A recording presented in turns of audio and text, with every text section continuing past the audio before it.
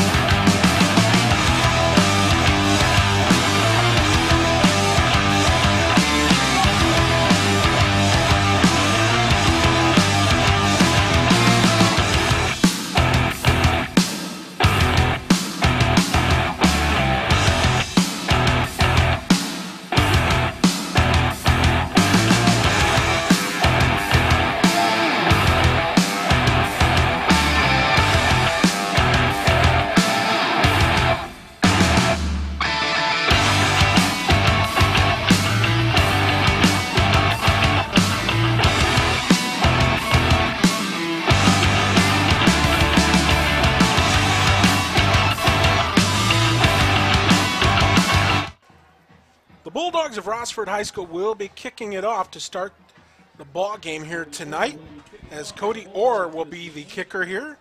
Did some spot kicking last year, Tim, and we look forward to seeing what transpires here this season in the kicking game. That's exactly right. It's been a concern last year, it had some problems, and now they're hoping this year they can turn the corner on that and he can take care of the duties full time. Orr gets the sign, and he'll step up and kick the ball, and a short chip shot there as the 2016 football season underway. Ball grabbed at the 20-yard line, going to be brought out around the 30, and of course you got the big scrum as you've got Jackson, the guy that brought the ball up for the Cats, and they will scrimmage 1st and 10 at their own 30-yard line. Well, let's see where they spot it. It looks like they're going to spot it at the 32, so 1st and 10 for the Cats there. Bobcats in their red jerseys with their black and white and red trim and the gray helmets. And, of course, Rossford in the traditional road uniforms with their white jerseys, the maroon and silver streak trim. 1st and 10, ball on the right hash mark. Having some trouble over there, but now, well, he's going to pull it, tuck it, and run. And a big lane opening up. 1st down and more, down into Rossford territory. Forced out of bounds inside the 40 at the 38-yard line. Great run there by Dylan DeHannis as he was able to pick up the yards after he saw the wide open lane there. And that's one of the things that Coach Drewsbeck talked about. The outside linebackers have got to contain and stay at home. They did in that time. He got outside. Noah Tagmeyer luckily ran him down. Otherwise, that could have been a lot worse for the Bulldogs. So a big-time pickup there. It'll be 1st and 10, the ball at the 38-yard line of Rossford. Big pickup there by the Bobcats. As DeHannis now under center. Fumbles the snap, gets hammered behind the line of scrimmage. Oh, my, that was just a disaster from the word go. That was Joey Korzak that came in to get the stop. Yes, it was, the 6'1", 195-pounder. And that's a loss of, well, we're going to call it a yard, so that'll be second down and 11. So we're 40 seconds into this opening quarter, into this opening of the season here for the Rossford Bulldogs. For second down and 11, ball at the Rossford 39-yard line. DeHannes again under center. Man in motion. Here's the pitch. Going around the left side over there is Riley Ralph. He's going to be brought down, though, by, once again, Joey Korzak. And I think I said Riley Ralph. It's actually Noah Cotterman that was the ball carrier, and he was brought down by Korzak. That's a nice run. They brought him in motion all 3 plays so far, and so now that's another little twist that they're going to have to watch. But he hit the line, but the Bulldogs were there to stop him. So no gain on the play. It'll be third down and 11. 10.5 to go here in this opening quarter. First drive of the season. And the Bobcats, 11 yards to go here on third down. DeHannes calls out signals, takes the snap, hands the ball off. They go up the middle, but they'll be well short of a first down. As looks like it was 29. That's Jeremiah Lurch. So he was shut down, brought down at the Rossford 32. So it's fourth down. So far, Bowling Green's done exactly what the scouting report says. They are a ball control type of team. Even though they went back to pass on the first play, sprinted out, did a little bootleg with it, this is the kind of offense they like to run. Well, they're going to go for it here on fourth down. They're just a little bit out of field goal territory, so this close in, they're going to go for it. Fourth down, first big play here of the season is DeHannes now. Takes the snap. He's going to keep it. And he's going to go on the left side, but, well, he should have enough for the first down. Reed Jackson was on the initial hit, but I think you're right, Mick. I think he did get enough for the first down. Well, they're going to spot the ball at the 37, so that'll move the sticks. So a fresh set of downs here for the Bobcats, and the Bowling Green faithful cheer accordingly. Glad you could join us here. Opening night here to the 2016 high school football season here with Rossford football on the Toledo Sports Network. Make sure we thank a couple of our sponsors here, of course. We'll be doing that throughout the game. We're so grateful to them. IBEW Local 8 and UA50, of course.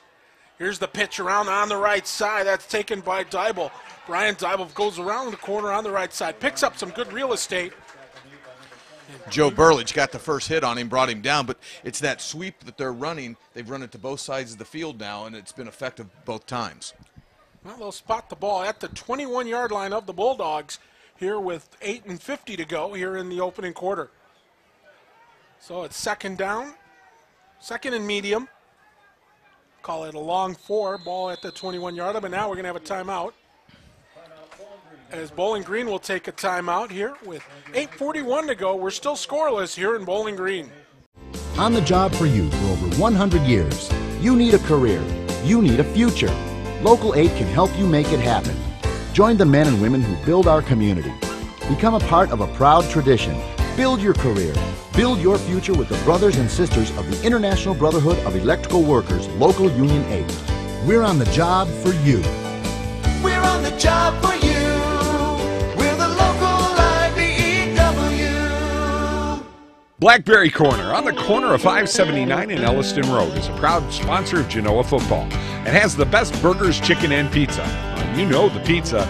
Everyone knows the pizza. Blackberry Corner also has charbroiled pork ribs and Jim's famous chicken dinners. Whether it's appetizers, pizza, or a full dinner, the great folks at Blackberry Corner can help fill you up and save you money. Stop out to Blackberry Corners on the corner of State Route 579 and Elliston Road for a meal or just a snack. Graymont in Genoa, producers of Doclamide Lime and Hydrate, serving the community for over 90 years. The plant currently has 60 employees. The safety and development of these employees is a focus for your plant. Over 80% of our employees currently live within 11 miles of the plant.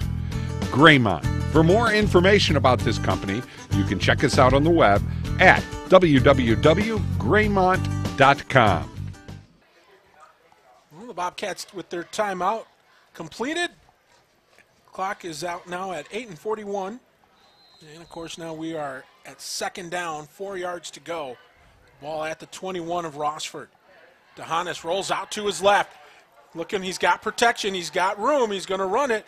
He's going to be tattooed at about the 16, 17-yard line. And that was Joe Burlage on the stop. But that's now twice that they've gone to throw the ball and instead run it. 7 consecutive run plays right now for Bowling Green. Well, it was enough for a first down here, they're saying. So it'll be 1st and 10 for Bowling Green at the Rossford 17-yard line. Now this is one of those cases where the Bulldogs have to bend but not break. That was one of their signatures last year. They would give up the yardage between the 20s, but once you got inside the red zone, they were able to get the stops. We'll see what happens here now. 1st and 10, ball on the left hash mark, man in motion. Here's the fake on the pitch. It's handed off. And I believe that's Lurch that took it inside the 15. It'll be down at about the 11-yard line. So it'll be second down and medium again. We'll call it second and. Looks like about a short 5 or a long 4. Call it a short 5. This has been an 8-play drive so far. Everything on the ground, but it's been a number of different runners getting the ball. Well, it's second down here. See what the Bulldogs can do defensively as the Bobcats come up to the line of scrimmage. Dylan DeHanis, 5'11", 165 senior. Hands the ball off. They go up the gut. And enough for a first down and some more. I think DeHanis decided to keep the ball that time instead of giving it to Coleman. Yeah, he faked me out. That was a good job by Dylan DeHanis. So it'll be a first down, 1st and goal here for Bowling Green. They'll have it at the 6-yard line of Rossford. Time winding down with 7 minutes to go. It's a nice long drive, and they've brought in a big fullback style in Darius Calhoun, number 25, 5'10", 188. And that's a load to bring down coming through the line. So it's 1st and 10, or 1st and goal rather, for the Bobcats as DeHanis under center once again.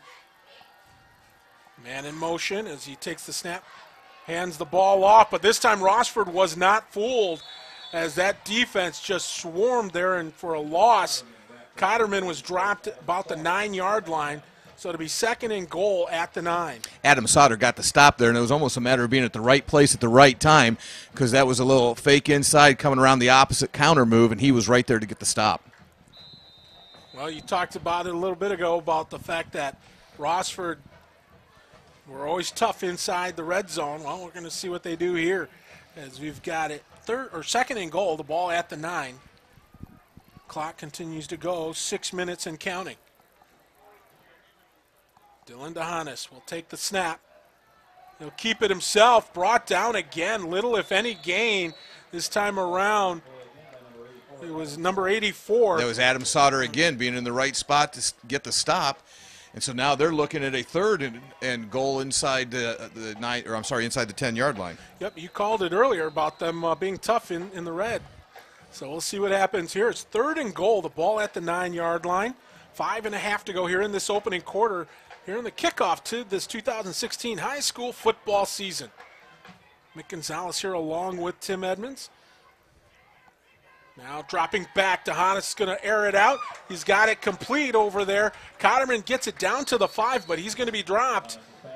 So the defense gave up the yards but got the stop. 27, Jacob Perry on the stop there, so they're going to force that 4th down for the 2nd time tonight. We'll see what happens here. This time it's 4th and goal. And, of course, it looks like they're going to go for it as DeHanis got the signal in there. They're looking for the 6 rather than the 3 to start this season. Yep, Dirk Connor being aggressive here with his charges. So it's 4th and goal here. The ball at the 5. DeHanis keeps it. Goes around the left side. Untouched for a touchdown. Touchdown, Bowling Green. That was an excellent fake inside. He pulled it out. That's a straight quarterback read. He saw the defense suck to the middle, and he just took it around untouched to the left side. So a 5-yard touchdown run on 4th down by Dylan DeHanis gives the Bobcats a 6-0 lead with the point after still to come. It'll be Keller Mathis who'll come in for the extra point try. He's a left-footed kicker. That has to be a little awkward if you're used to seeing righties exactly. all the time, especially for the holders, I would think. DeHanis, the holder, puts the ball down, puts it up, and it is good. So with 4:35 to go here in this opening quarter, the Bobcats draw first as they take a 7-0 lead. Do you ever drive around the neighborhoods just to look at the houses? I like spotting the ones that have been around the longest because they remind me of the amazing legacy I'm part of. Hi, I'm Marty Sutter, president of Genoa Bank. For over 110 years, our bank has helped families buy and build their homes, and all that time, one thing hasn't changed. At Genoa Bank, we believe that when we put the mortgage needs first, the rest takes care of itself. Genoa Bank, taking your banking needs personally.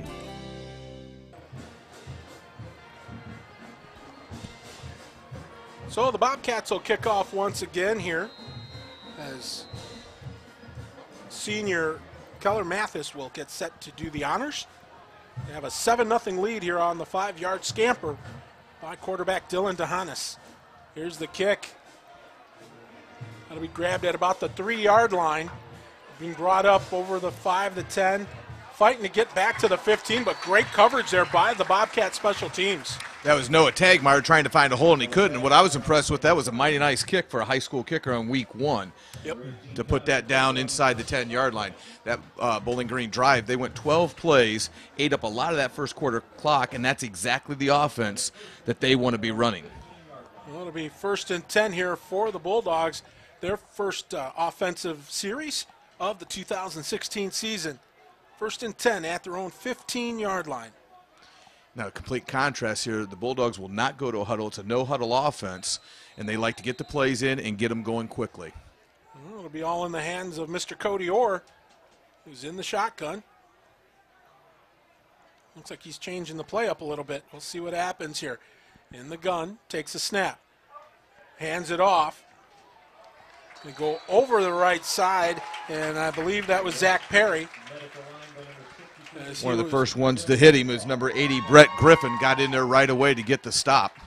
So it'll be a pickup of about 2 yards, 2nd and 8 for the Bulldogs. Well, Rossford, of course, as we said, they don't mess around too much here, Tim. They don't. They want to get it in. They want to spread the field, and they want to try to keep you off your toes. They don't go to the huddle very often at all, if ever. Well, here's the toss outside to Adam Sauter, and he will be close to a 1st down, should have it. Well, let's see where they mark it, though, before I go and shoot my mouth off. Well, it's going to be very close to a 1st down. I think he might be just a hair short, about the length of the football. Doesn't look. They're not going to measure, so they're going to go straight at it here. So it's 3rd down for the Bulldogs. They have it at their own, just shy of their own 25-yard line. And even here, you're going to see Cody Orr more than likely be in the shotgun. This is the offense that Todd Drusbeck runs. It's a spread, no huddle, quick moving offense. Empty backfield as Orr takes a snap, pulls it down, runs, picks up the 1st down, gets it out over the 30-yard line where he is dropped there, and right on the stop there for Bowling Green was Jeremy Kristoff. He's one of their big guns, and defensively. But it's still going to be a 1st down here for Rossford.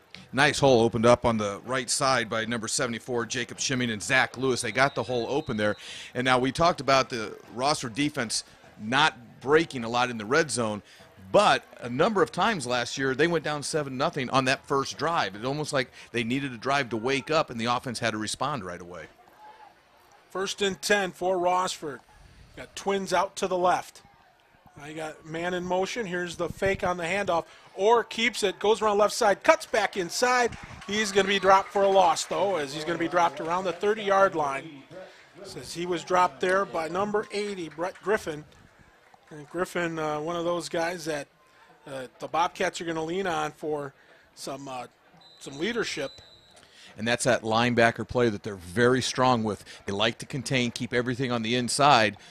And that's exactly what they did. Cody Orr could not get outside to get some more yardage. So it's 2nd down. We'll call it 11. Cody Orr takes a snap. Hands it off. They're still trying to get outside over here. Was Chris Pickett, and he was dropped. And that was Noah Cotterman that was right there and wouldn't let him get past, wrapped him up until he got some help to bring him down. So it's going to make it 3rd down and long. We'll call it 3rd down and approximately 7. So ball at the 34-yard line, 1:42 to go here in this opening quarter. Time flying by quickly here in the first quarter in this opener for both teams. So we got now Twins again out, or trips out to the left. Backfield empties, or fakes the pass, keeps it, runs it, picks up the first down. Smart play there. Oh, the ball came loose. Bobcats have it. That was Noah Cotterman that just stripped the ball from him and was able to take it and get a couple more yards. Now, Coach Drewsbeck is going to say that he was down. That's his argument on that side, but it looks like a turnover for Bowling Green. It is. He fumbled the ball at the Rossford 43, and they're going to spot the ball on the return by Cotterman at the Bulldog 39-yard line. 1st and 10, Bowling Green. Now, that was the same play that Rossford ran on the last third down play with Orr taking it through the middle, but Cotterman did a nice job that once he got stood up, just stripped that ball right out of his hands. First turnover of the season, or of the game as well. And Bowling Green looking to capitalize. They have it at the Rossford 39-yard line. 1:18 to go here in this opening quarter. Johannes now keeps it on the left side. He's got some room. He's going to go. Tripped up at the 13-yard line over there by his quarterback counterpart. That would be Mr. Cody Orr, who brought him down. Otherwise, Johannes was gone. Yes, he was. He showed some speed as he got around the outside, and that's 2 straight opening plays of drives for Bowling Green that he has kept the ball and picked up significant yards. Well, it's going to be first down at the 11. So the Bobcats knocking on the door again here with a minute and just approaching 1 minute to go in the quarter. Clock still running. So the Bobcats in the red zone. Man in motion there was Dybel. And now going up the gut there. That was Jeremiah Lurch on the carry. Yep, Lurch with the ball. Brought down by Cody Orr at about the 5-yard line. So 2nd and 4. Bobcats can get a first down without scoring a touchdown. And what you're seeing with Bowling Green right now is that offense, the control offense, the difference between last year is they aired the ball out a lot more. Now with a quarterback that is as quick and reads as well as what he is doing right now, it gives a completely different look. Well, this should be the final play of the opening quarter, barring a penalty call. 2nd and 4, ball at the 5-yard line. Here's the handoff, left side. In for 6, yes, touchdown Bowling Green. So they get it over the line for the touchdown. And I say that, and they do it with 2 seconds left on the clock. So they just want to prove you wrong and say there will be one more play in this quarter. I guess so. It's called the kickoff. But regardless, Bowling Green strikes again as they look to add the extra point here. Once again, Q. Keller Mathis has there the holder. Here's the kick. It's up, and it is good. 2 seconds left in this quarter. Bowling Green now opens up a 14-0 lead.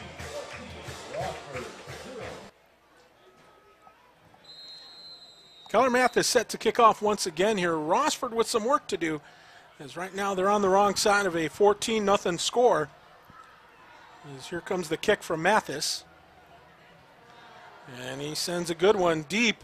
He grabbed at the 1. Up to the 5, over the 10, outside. Drop, though, at the 14-yard line. As that was Nick Jackson on the hit. Yep, as Tetmeyer tried to bring it out, but was dropped at the 14-yard line. So, again, not the best of field position here for the Bulldogs. And that was the final play of the opening quarter, as it was Bowling Green offensively that did the damage as they lead it by a score of 14-0.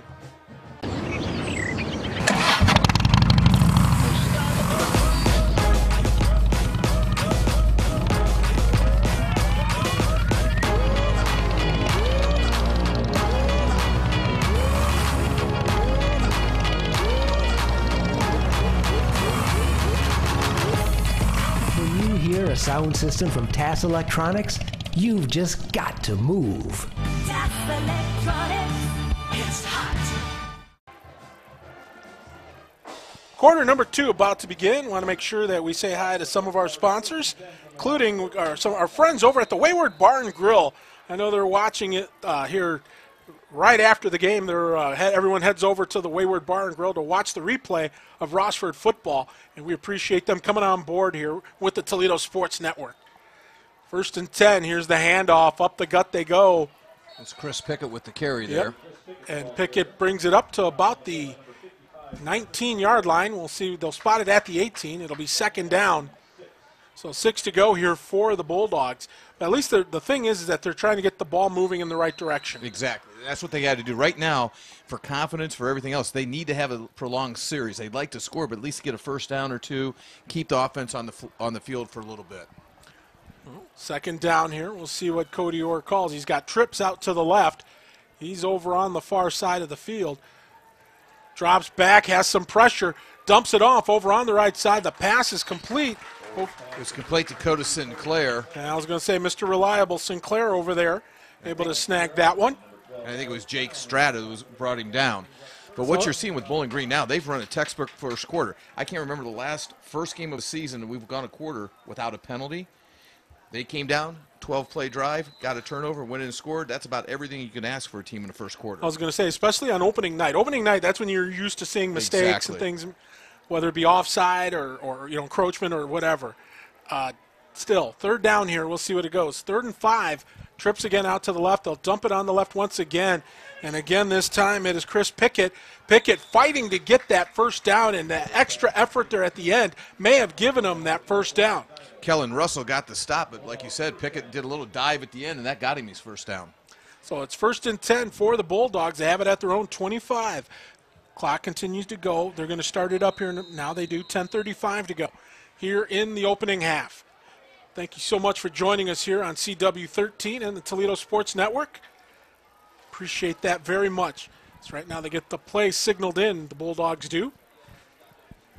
This time they move the trips over to the right side. So Cody Orr takes the snap, rolls out that way. Looks like he's going to keep it. Nope, now he's going to throw it. Downfield. And he's got a wide open receiver, and it's complete over there to Mr. One and Only Chris Pickett, the guy who's been getting it done here so far tonight. And a big-time pickup there by the Bulldogs as they'll bring it all the way down into Bowling Green territory at the 33-yard line. Now the Bobcats, Alec Brown, got back in time as Pickett was wide open, had to wait for the ball to get to him. Great pickup, but had he hit him in stride, he was gone. He got busted loose wide open on the right side. Yeah, a good sell there by Cody Orr. Looked like he was going to run with it. And then at the last moment pulled that arm up and let it go. So 1st and 10 for the Bulldogs in Bowling Green territory. They're at the 33-yard line. Clock continues to run, 7:48 to go. Now Orr's going to keep it, and he's going to go up the gut, cut outside a little bit, pick up some good yardage before he is brought down at about the 27-yard line. Spencer Shable was in on the stop and got him right away, but that little stutter, step, and go has worked for Cody Orr quite often so far tonight. Well, again, the Bulldogs in that no huddle. You see a couple of the Bobcats with hands on hips, so Bulldogs are going to look to try and strike. Cody Orr in the gun. Takes the snap, hands the ball off, and going forward there once again is Pickett. He's brought down right at the 25-yard line of Bowling Green. So Patrick Freeworth with the stop there. So it'll be 3rd down and short. We'll look at it and call it about 2, maybe a long 2. The clock continues to run here as we have 8:45 to go here in this 2nd quarter. Keeping it is Orr. He's going to roll out to his left, picks up the 1st down, takes it in for a touchdown. That was a nice play right there by Cody Orr. He brought the ball up like he was going to throw it, froze the lineman right away, and then was able to use his speed and take off. That is the strength of Cody Orr right there. Him being able to read what the defense is doing and react. That's the offense Todd Drusbeck likes to run, and he ran it to perfection right there. I was going to say, he psyched the Bobcat defense out. He even psyched me out a little bit. I was stunned. I thought he was going to get hit around the 10-yard line, but he cut back inside. And once he did that, he was free as could be. So So he scores a touchdown. Now he gets to get the point after. I was going to say he's going to be responsible for all the scoring in this here. Bad snap, but it's down. The kick is up, and the kick is good. So good effort there by the holder to get it in place for Orr to kick it through. I believe it was Jacob Perry on the hold that was able to get the ball down. Yeah, it was a rough snap, but he was able to get it done. 8:37 to go here in this opening half, and the Bulldogs get on the board. It's 14-7. How's it going? That's right. It's me, the Eagle. Symbol of life, liberty, and the American dream. You know, get a job, get a mortgage, get a home of your own. And how do you find the right mortgage? Don't look at me. I'm an Eagle. But the fine citizens at First Federal Bank can help. They make it easy to find the mortgage that's perfect for you. And they're with you every step of the way. Well, I'm off. I still have some majestic perching to do. So the Bulldogs set to kick off here as Cody Orr is, boy, we've had to say his name a lot here in the last minute. We sure have. So Cody's going to get set to kick off here for Rossford.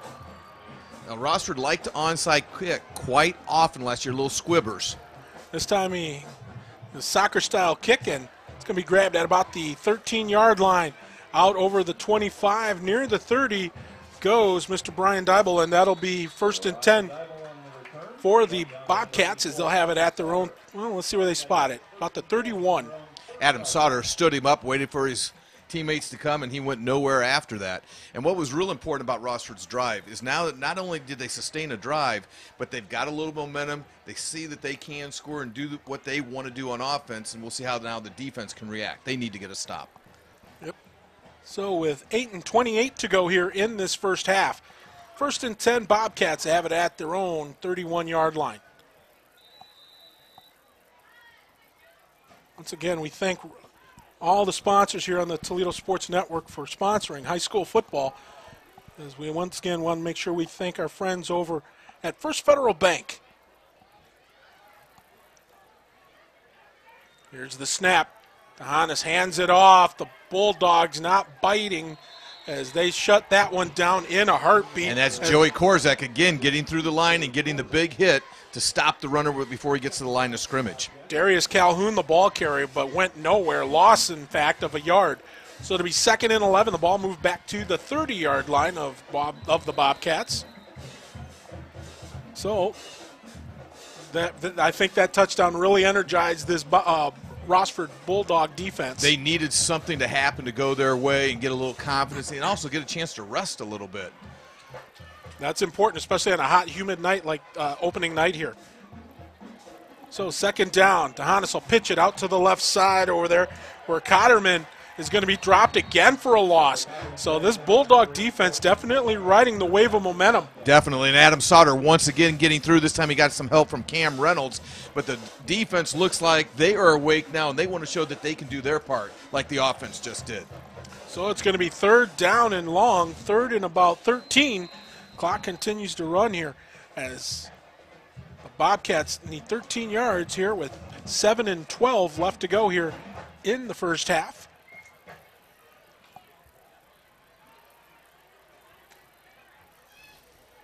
Ball on the left hash mark now is Dylan DeHanis under center with an empty backfield.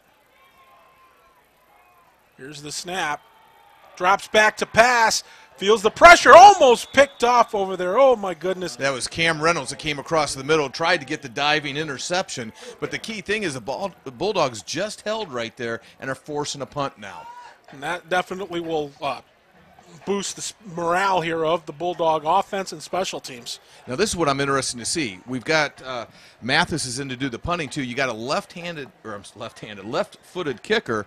Is the rush a little bit different? You've got to come from a different angle now, a completely different look for the special teams. So 4th down. High snap though, and the kick is off. Not a good kick.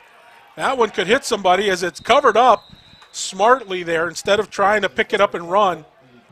As that ball was grabbed over there, I believe that was by number 2, that is Coda Sinclair, who fell on it instead of trying to make a play with it. That was smart thinking. Because I think the ball might have skimmed off the shoulder pads of Zach Perry. Not sure, but it sure looked that way, and they were yelling that way. Yep, so better to, have the ball and live to play another down. Exactly. So it'll be 1st and 10 Bulldogs. They'll have it at their own 42-yard line. As we'll have 6 and 43 to go here in the second quarter. And we thank you for tuning in here, as we once again want to say thanks to one of our sponsors, TAS Electronics. Now, or stay in that shotgun. You will almost never see the Bulldogs go under center. Now they go up the gut again. Oh, the ball comes loose, and it's going to be picked up by the Bobcats. That's a Christmas gift come early there, as it was grabbed over there. I believe that was John Greiger, I believe, is who fell on the ball. And that, exactly what you said, that was a Christmas present right there. It came out, and he looked at it and said, I probably should fall on this thing. I should pick it up, if for nothing else, just to hand it to the official. Exactly. So, and he'll put it down for us. So it's 1st and 10 for the Bobcats. They'll have it at the Rossford 49-yard line. That turnover occurs here with 6 and 37 to go. That's 2 turnovers so far in the first half for the Bulldogs, something you definitely don't want to do, but something you see often on opening night. So we'll see what happens here now, as the Bobcats with the ball in Rossford territory. 1st and 10. Dylan DeHanas takes the snap. Keeps it. That was dangerous there, but he's going to be dropped after about a 2-yard gain. That was Zach Lewis and Zach Perry in there, but also Joey Korzak wrapped up the running back. If he had had the ball, he wasn't going anywhere either. There was good penetration by the defensive line on that play. So it'll be 2nd down. We're going to call it a short 8. So it'll be 2nd down and 8. The ball just inside the Rossford 47-yard line. Clock continues to run here as we come up on 6 minutes to go here in the first half. On a humid night here in Bowling Green, Ohio. Opening to the 2016 campaign. DeHanas rolls out to his right. He's going to throw it. Beautiful Picked play. off. Tipped and intercepted as it's grabbed over there. Cody Orr tipped it. And Joe Burlich caught it off the tip. Yep, and he picked it off at about the 38-yard line and brought it back over here near midfield. They're going to spot it at about the 48-yard line, I think, is where they're going to spot it. And right there's a perfect example of that tip drill you run in practice with the defensive backs, the safeties, to be ready to react to the ball after it's been tipped. Orr got the hand on it. Burlich picked it off and was able to get a few yards after the interception. So it'll be 1st and 10 for the Bulldogs. First turnover tonight for Bowling Green. First lost turnover is now 1st and 10 for the Dogs. Cody Orr fires to the right side, almost intercepted that time by Cotterman. Boy, we were just going to trade turnovers there for a second. I was going to say, these guys don't want to get out of the midfield area, do they? I tell you what, that was that slant play that Rossford likes to run, and they read it perfectly. The only thing he didn't do was catch the ball. Well, that stops the clock here with 5:44 to go. 2nd and 10, the ball at the Rossford 47. So we look forward to seeing what happens here now, as looks like they're going to put trips out to the right. As Cody Orr in the gun once again. Fires it out on the right side. The receiver open over there is Sinclair, and he picks up a short amount of yardage. He'll be dropped at about the Bowling Green 45-yard line. Alex Brown drove him out of bounds. He gets them close, and so now this is where they've kept running. Cody Orr takes the one step back and takes off to the left side. He's done that twice so far tonight. Well, we're looking at 3rd and about a yard.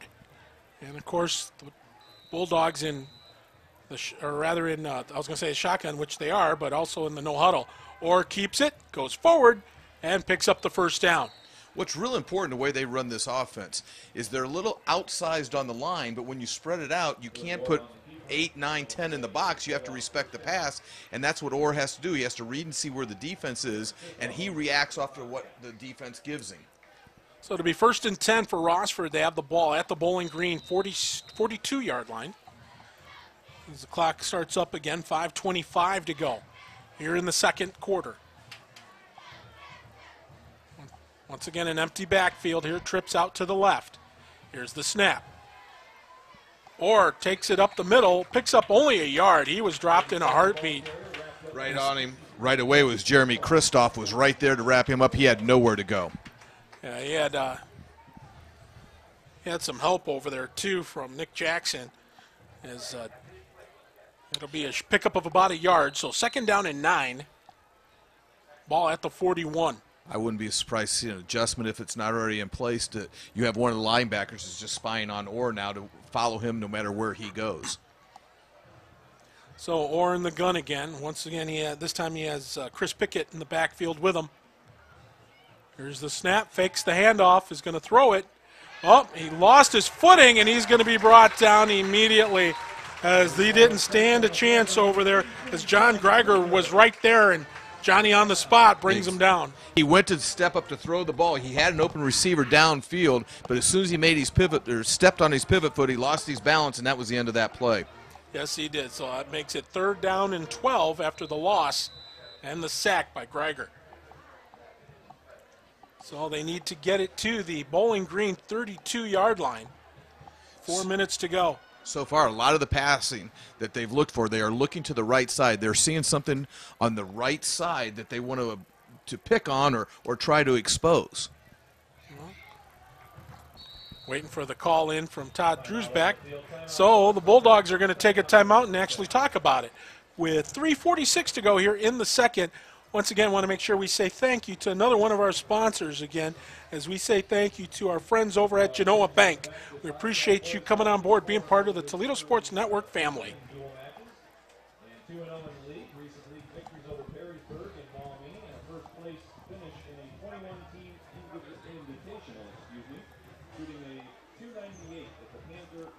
The Genoa game was 56-20.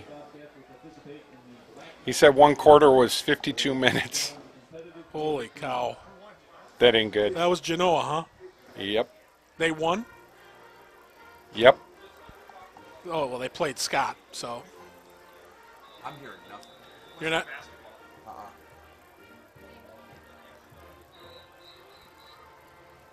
Jay's not hearing nothing?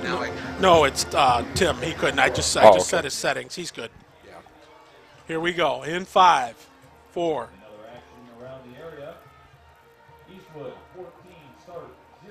Well, the Bulldogs took a timeout to talk about it here with 3:46 to go in the half.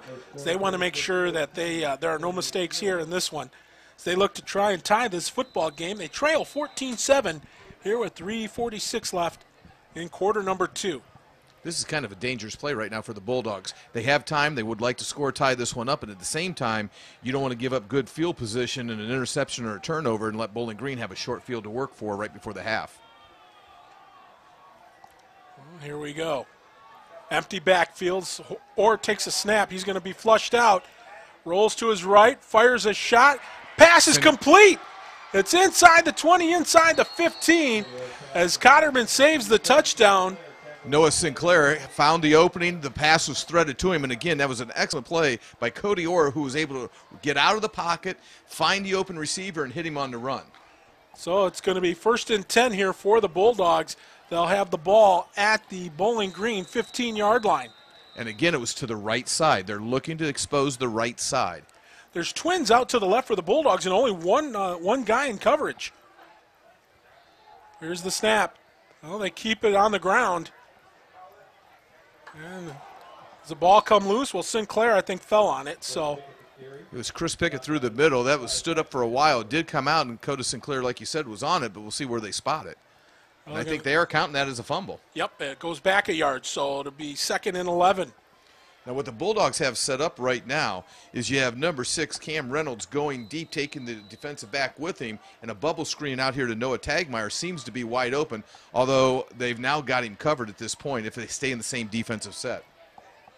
Well, they're getting the play called in here from the sideline. As we've got 2:40 to go here in this first half. Ball on the right hash mark. Here's the snap. Orr's going to roll out and keep it. Trying to get outside. He does. Fires it in the corner. Oh, through the hands. Oh, my goodness.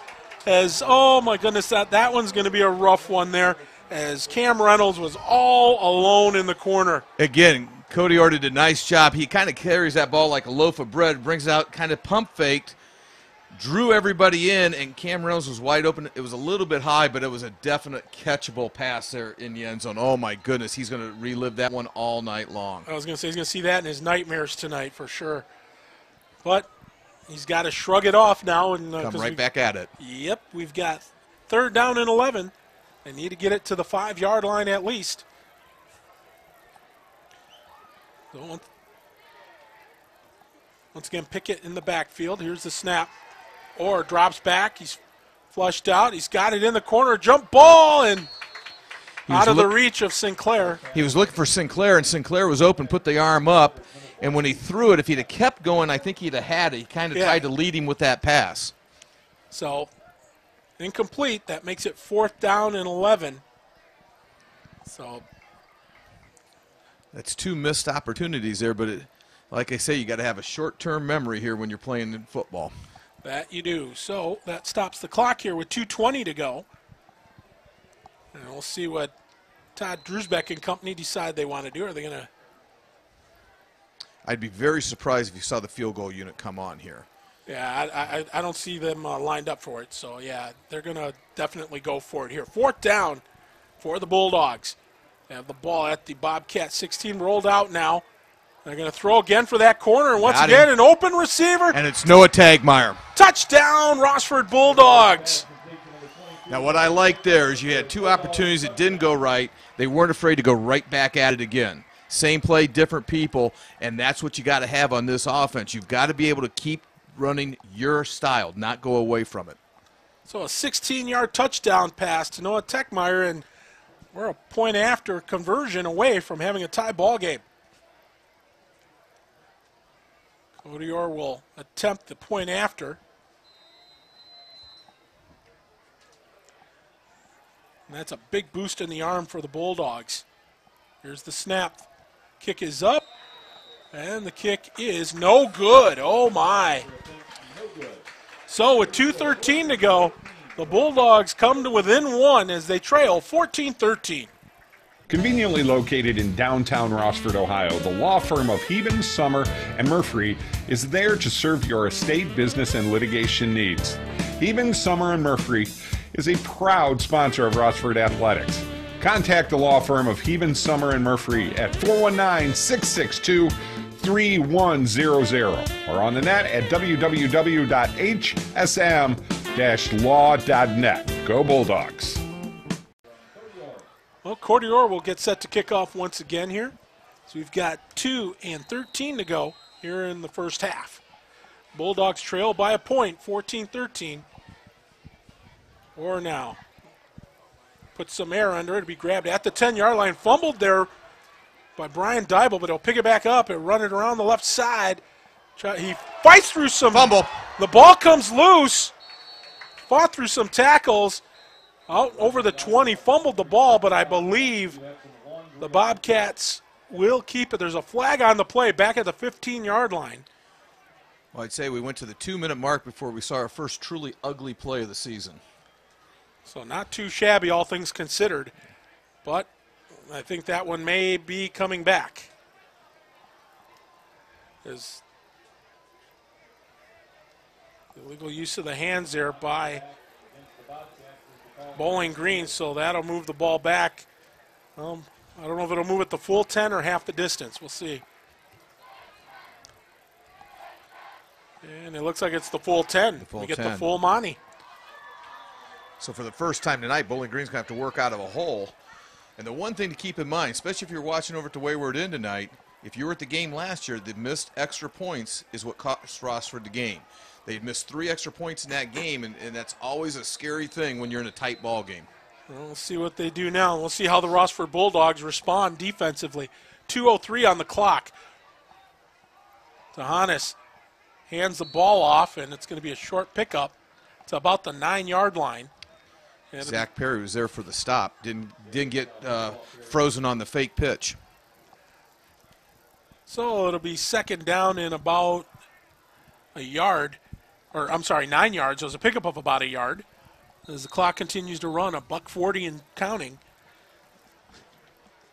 Once again, I want to make sure we say thanks to a couple more of our sponsors on Toledo Sports Network as we tip our hat to our friends over at Arturo's Pizza and More.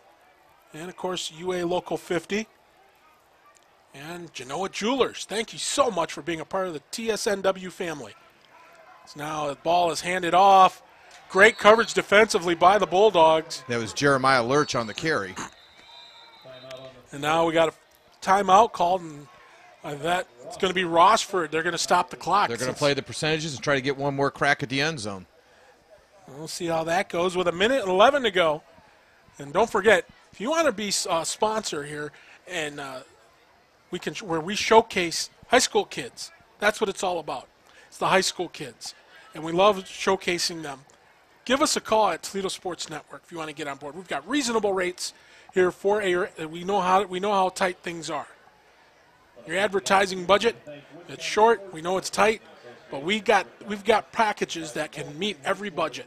Give Mike Jameson a call, 419-514-1302. It's 514-1302, and be part of the Toledo Sports Network.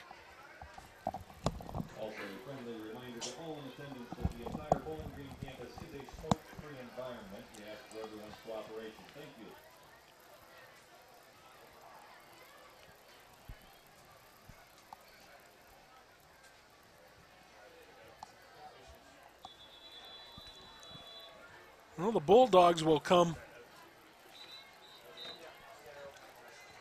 The Bulldogs will come onto the field here as after their timeout. They've still got one timeout left. So 3rd down and 8 here for the Bobcats. So if they get a stop here, you know that other one's going to get used right away. You know it.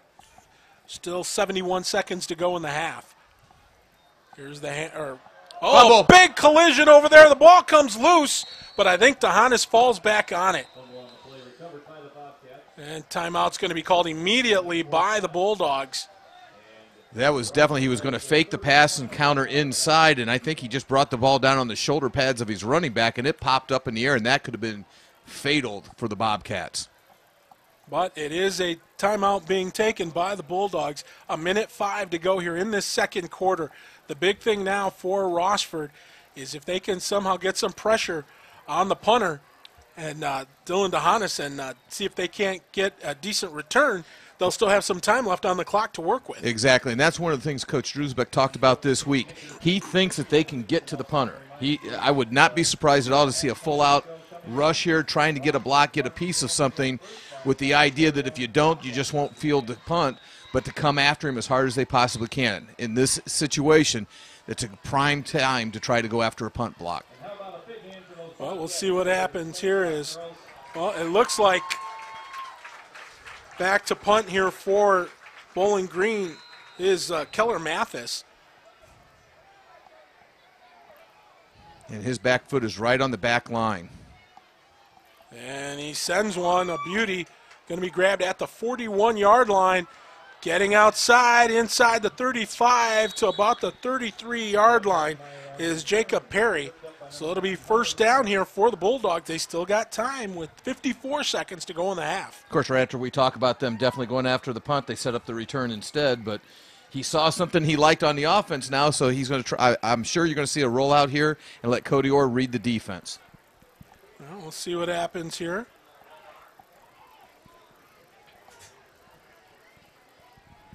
First and 10, Rossford. They have it at the Bowling Green 33-yard line. 54 seconds to go in the half. Plenty of time for Rossford. Here's the snap. Orr rolls out to his right. He's got time. Fires a dart. It's a little behind Sinclair, and he couldn't handle it. And Alec Brown almost came up with the interception. He was in the right spot, and I don't think the ball was going to. I don't think he thought the ball was going to get through to him. Well, it's going to be 2nd down, 10 to go. That stops the clock with 50 seconds to go. So still plenty of time for Rossford here. They just need to get that ball closer to the goal line. Plays coming in now. They have no timeouts left, but in the offense that they run, they're used to hurrying this up.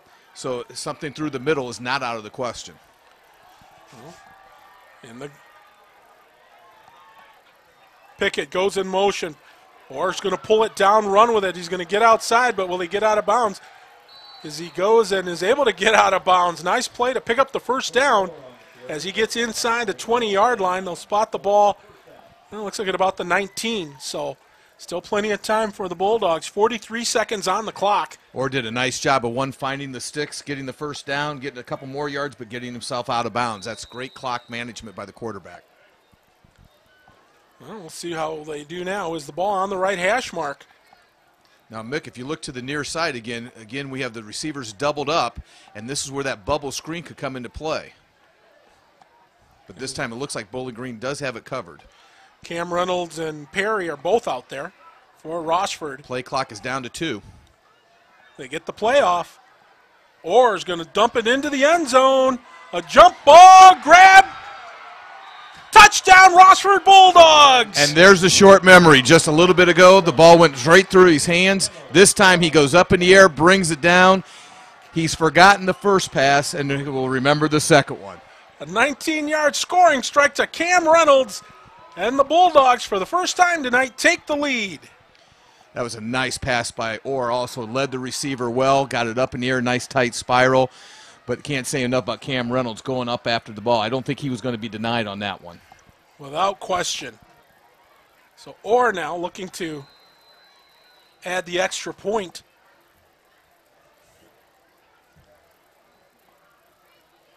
Waits the snap. Here's a bad snap again. They get the ball down. Nope. And no. Nope. That's 2. That's 2. A tough snap. That's 2 missed extra points now here for the Bulldogs. However, with 35 seconds to go in the half, they lead this one now 19-14. Cleaning your gutters can be dangerous. Take it from Marty. For 30 years, I've been climbing up that ladder, cleaning out those gutters. One time, I leaned the ladder up there, and the feet were on the deck. The deck was a little wet. Next thing I know, the ladder kicks out, and I'm hanging by the gutter, and I start yelling for help. After that occurrence, I called Gutter Helmet. Call Gutter Helmet for an estimate. 419-475-0000. Get Gutter Helmet today, and you'll never clean your gutters again. Keeping you out of the gutter. We're the Gutter Helmet. Well, the Bulldogs with the lead for the first time tonight.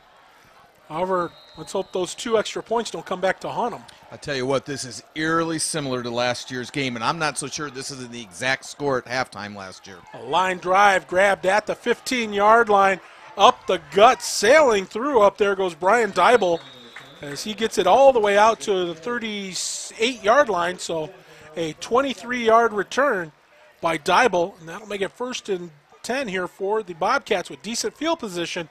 However, they only have 28 seconds to work with. I think Jacob Perry got his hands on him around the 30, but he just kept the legs moving and drug him a few extra yards before some help was on the way.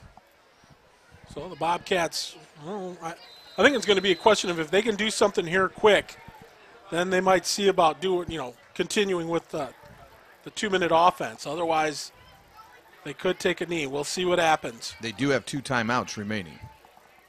1st and 10 at their own 33-yard line. Dybel in motion as DeHanis pulls it down. He's going to run with it, but he's going to be dropped after a pickup of about 5 yards. Noah Tagmeyer was right there to get a stop, as well as number 62. Joey Korzek hadn't called his name in a little while, but he was right back in on that tackle. Well, the Bobcats call timeout here. So I want to remind you, too, as you watch this, whether it's out at the Wayward Bar and Grill tonight, make sure you check out ESPN 106.5 The Ticket tomorrow morning, Saturday morning at 8 o'clock to tune in to the 3-for-all, of course, with yours truly, along with Mike Jameson and company, Dave Truman, Robert Robinson, et al. We always have a good time as we come to you live each and every Saturday morning at 8. And those of you watching on the CW13, be sure to check us out on Sunday mornings at 9 on ESPN 106.5 The Ticket. Yours truly with the cheap seats. So be sure to check out ToledoSportsNetwork.com to find out more information about what it is that we do, including bringing you high school football each and every weekend. 20 seconds on the clock. That's what's left, as it'll be second down and about, call it 5 here for the Bobcats, as DeHanis is going to air it out. He throws it over the middle, the pass complete, but short of the first down. Good defensive coverage over there by Jacob Perry, as he was able to bring down Jeremiah Lurch. They set up the bubble screen well, but Perry read it, got through the line, and was right there to get the stop. It was a great play call because he had all the defensive backs downfield with the receivers, but the Bulldog defense, they have really stepped up since the first quarter. They've come in, they've played a good ball game, gotten some stops, and the offense woke up. So you've seen the Bulldogs basically this has been a game of 2 quarters. First quarter belonged to Bowling Green. Second one's belonged to Rossford up until this point. Well, it's going to be 3rd down in about a yard. So we'll see what the Bulldogs can do here defensively and what the Bobcats what kind of magic rabbit they can pull out of a hat here. Clock, though, stopped with 9 seconds to go. So they still got time for essentially 2 plays. They could get 2 out of it, yes. And also with high school football, you never know what could happen. This is where trick plays could be trick plays without even trying. That's true. You called that very spot on, my friend. Well, here we go. 3rd down and a little under a yard to go. Ball right at the 47-yard line of Bowling Green. They hand the ball off. We've got a flag on the play. So that'll stop the clock again. We'll see. I think it's going to be a false start against Bowling Green. That was the right side of the line there. Now what's interesting, 2 seconds ran off, and I don't know if that is a pre-snap foul or not. And it looked like the official did kind of look up to I think put he the time did. back on. And I believe it is going to be put back on. Because that's a dead ball foul. So yeah, they're calling up and say put the clock back at 9. And they do. So 9 seconds to go, and well, now you got to think about maybe just taking a knee because you're at your own 42. Well, they keep it. DeHanis is going to run it up over the left side, picks up the 1st down, but he's brought down at about the 46 of Rossford, and they're going to try and get it. Well, the clock will stop on a 1st down in high school till the chains are set. And so they reset the ball, gave him a little bit of time there. The clock will start as soon as the official puts it in play. Now he does. Will they spike it? No, they're going to throw. They're going to air it downfield, and that's going to be complete. Oh. No, it went through his hands. I thought it was complete.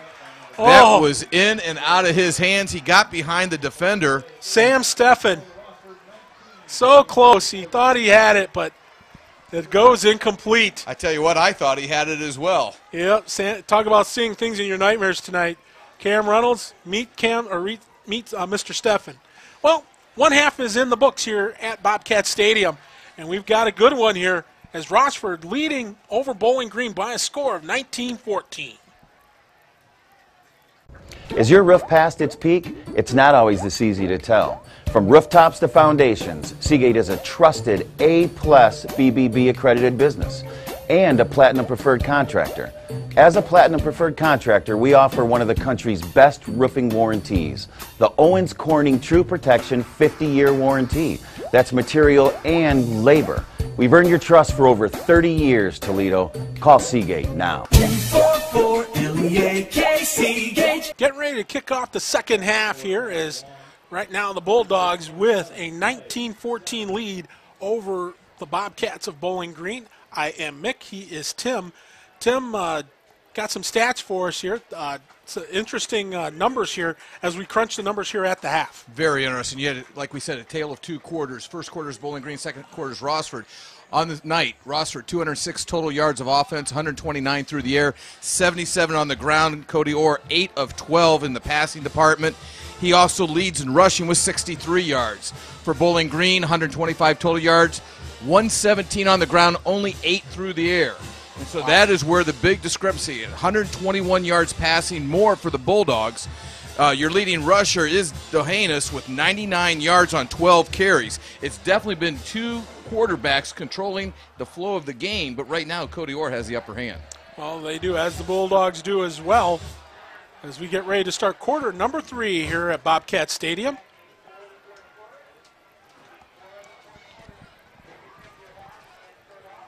Mick Gonzalez here along with Tim Edmond. And Tim, I look forward to what should be a very exciting second half. I mean, we had the great one last year. Exactly. And this has become a great opening game since Rossford left the NLL. This has been the opening game for both of them for the last 4 years. It's a great little rivalry and opens up the season well. And now getting through the middle there, finding a lane all the way out over the 35 to about the 37-yard line. A nice return there by Techmeyer, and That's going to be 1st and 10 for Bowling Green. Finally, with some good field position. Exactly. That's the best field position outside the turnover they've had. You had Pierce Walker making the tackle, but the Bulldogs take over in great field position to start the second half. So it'll be 1st and 10. Rossford at their own. They're going to spot it at their own 36-yard line for the first play of the first series here in the second half. Everyone returning to their seats here from the halftime. Empty backfield once again here for the Bulldogs. Pickett in motion. Orr's going to keep it. However, he's going to get hit this time before he can move forward, as he was dropped over there by Brett Griffin. Griffin, of course, was a honorable mention last year, all NLL.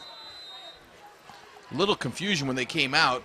The tackle on the front side for the Bulldogs on the left side they were talking on the line, and Orr looked over to Pickett to get him in motion. I don't think they were quite in sync to start that second half.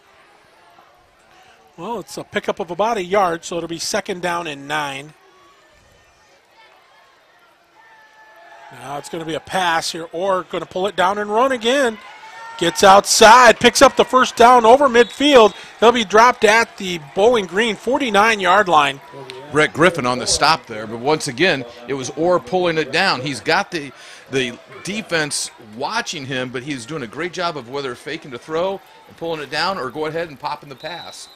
So 1st and 10 here for the Bulldogs. They have it in Bowling Green territory at the Bobcat 49-yard line. Opening minute here in the opening drive of the second half. Glad you're with us here on CW13 and the Toledo Sports Network. In the gun. Orr's going to roll out to his left, and he's not throwing it, but a flag is thrown. So this one may be coming back. Pick up about a yard, but I don't think that's going to matter. Tackle was made by John Greiger, but like you said, I don't think it's going to really matter on this one. Holding against Rossford, so that'll move it back 10 yards. I believe that's the first penalty on Rossford in the ball game. Yes, we only had one penalty in the first half? I think so, and it was on that one fumble on the kickoff and just a bad play all around. So it was a really well-played game for well-played first half for an opening game of the season. Yeah, usually you see the mistakes made and coaches pulling their hair out early because of that, is they don't expect it to be that bad. Exactly. Well, it's going to be first in a cab ride here for the Bulldogs. Ball at their own 41-yard line. Orr's going to fire a dart over on the left side. Is it picked up? Yes, it is complete over there on the left side. Cam Reynolds made the catch over there. I think he's going to have some glue on the hands now. Everything that's coming to him, he's getting his hands on it. He was on the ground when he caught that one. So that picks up some real estate, but they still got a ways to go yet. It'll be 2nd down and about 15 yards to go. Ball at the 46-yard line. Clock continues to run as we've got 9:50 to go. Now here's the snap. Orr rolls out to his right, fires it over there. He's got a wide open receiver. Sinclair gets into Bobcat territory, close to a first down, but I think he's going to be a couple yards short. He is going to be short, but he's bringing up that 3rd and short that the Bulldogs have done so well with, and almost every time it's been Cody Orr running the ball through the middle. And you know it's defense you're looking at, but one of these times he's going to pop it out to somebody else. So 3rd and a short 2, ball handed off. Oh, Pickett got hit. He had the lane and tried to follow his blocks and was tattooed. It's going to depend on the spot here, but I think he's going to be a little bit short of the first down. They're going to get him to the 40-yard line, but like you said, he is going to be just short. So they're going to go for it. They're not even thinking twice. Under center. Cody Orr spikes the ball. That's a turnover on downs. That's a turnover on downs. There was a miscommunication there. He got up under center and spiked the ball. And I think he thought it was 3rd down and not 4th, but that was a huge mistake for the Bulldogs. Well, we mentioned about opening night jitters, and I think that was the case there. The reaction over on Coach Drewsbeck's face was just priceless. He just kind of looked up and went, "What was that?" And that's just keeping your head and knowing where you're at all times. Well, now he gets an opportunity, though, on the defensive side of the ball to try and make good. 1st and 10 here for the Bobcats. The ball at their own 40-yard line. DeHanis is going to keep it on the left side. Breaks free, goes down the sideline. One man to beat. He's inside the 10, dropped at about the 7. Jacob Perry made the touchdown-saving tackle, but it was a whole lot of real estate that he picked up on that same play that they hit the first 2 plays of drives in the first half. A 53-yard scamper there by quarterback Dylan DeHanis, and it's 1st and goal here for the Bobcats. My goodness. He just saw that seam. He just ran to daylight and went down the sideline and wasn't touched till he was inside the 10. So it'll be 1st and goal, Bobcats at the Rossford 7-yard line. 8:25 to go here in this 3rd quarter. Bulldogs lead, but the Bobcats knocking on the door. Ball handed right up the middle. And this time, though, that Bulldog defense shuts the door.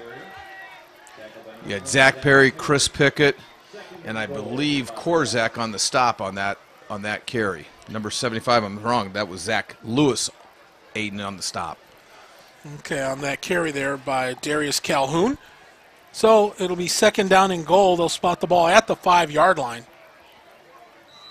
So leaves enough room there for Bowling Green to consider options, but they like to run the ball, so we'll see what happens here. A little bit of a different set than we've seen from them tonight also. Here's the handoff on the right side, and they're going to call it a touchdown on the carry there by Brian Dybel. So Dybel with the 5-yard run gives the Bobcats the lead. And that's exactly how they started the ball game, too. Big run by the quarterback, gets them down in position, and they just pound the ball inside. Good start for BG here in the 2nd half. So Dirk Connor and company regain the lead as they get set to attempt the point after. DeHanis the holder. The ball is down. The kick is up. And Keller Mathis puts it through. And with 7:29 to go here in this 3rd quarter, the Bobcats regain the lead as they lead the Bulldogs by a score of 21-19. Think fast. Think FedEx. Join the FedEx Ground team in Perrysburg, Ohio. FedEx Ground is now hiring package handlers. Earn up to $11.20 per hour to start with rapid pay increases. Must be 18 years or older. Visit watchassort.com to register for a sort observation or call 1-800-582-3577. That's 1-800-582-3577. FedEx Ground is an equal opportunity affirmative action employer committed to a diverse workforce. Keller Mathis set to kick off again here for the Bobcats. They have a 2-point lead over Rossford. So we await the boot here from Mathis. He'll send it down. That's going to go into the end zone, so it's an automatic touchback. So it'll be 1st and 10 for the Bulldogs as they'll have it at their own 20-yard line. You know, we keep talking about last year's game and what a great game it was, but it did come down to 3 extra points. 3 missed extra points by the Bulldogs. Right now it's 2, and that is the difference in the score right now. I want to make sure we thank our sponsors once again, our friends over at IBEW Local 8, UA Local 50 and the Pipe Fitters. We thank them so much. 1st and 10 here on the 20. Snap now, dropping back.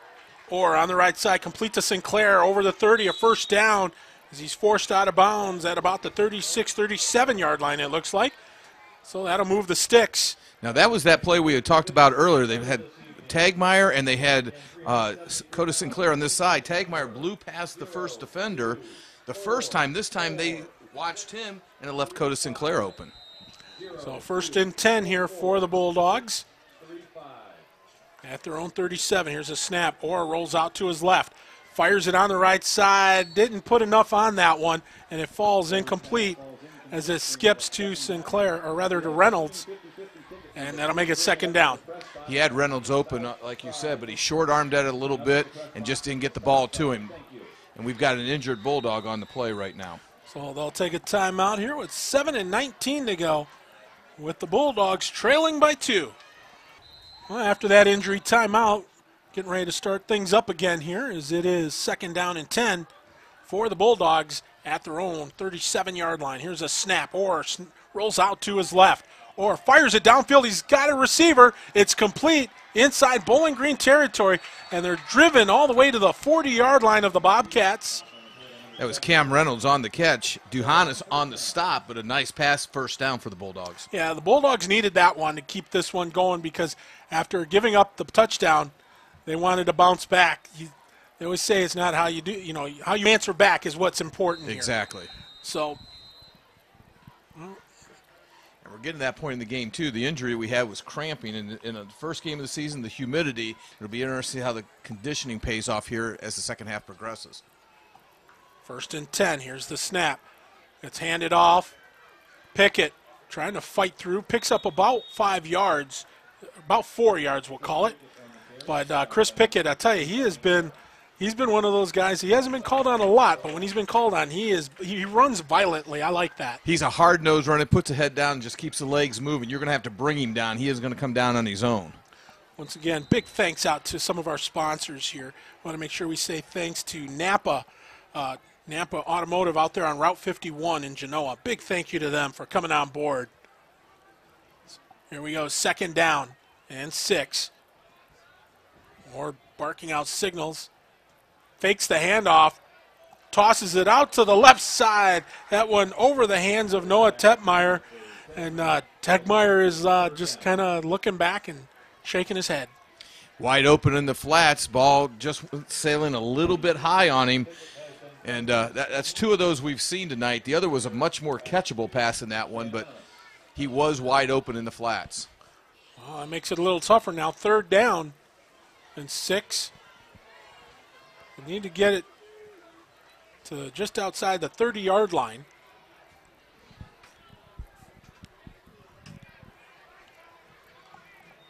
Trips out to the left as Cody Orr getting some heat, trying to fight, but he's going to be brought down hard. Finishing the job over there for Bowling Green was number 52, Ryan Tyrell.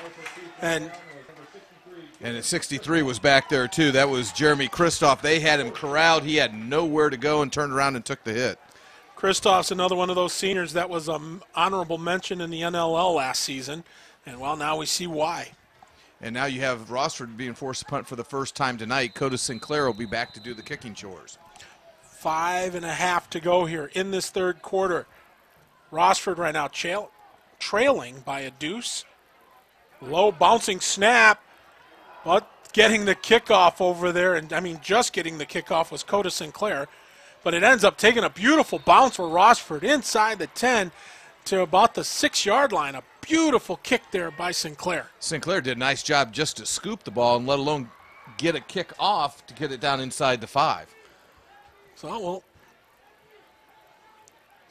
well, looks like you're right. They're going to spot it inside the 5-yard line, it looks like, or thereabouts. If there's one aspect of the Bulldog team or game that has been missing the last 2 years is the kicking game. That's the one little chink in the armor right now. Well, they've made good representation tonight outside of the 2 missed extra points. But even prior to those, I mean, the extra point was made in the first touchdown. Exactly. So we know the ability is there. 1st and 10 now for the Bobcats, deep in their own territory. And breaking through, breaking free, and heading to the house. Three Bulldogs trying to catch, and they do. Oh, my goodness. I mean, oh, my goodness. A tough break there as number 29, Jeremiah Lurch. Jacob Perry just flat out ran him down. He ran out of gas going downfield, and he knew it about the 40-yard line. He was in trouble. Well, he cut to the middle. Instead of going outside, he cut to the middle of the field. And that's, I think, where that allowed Perry to catch him.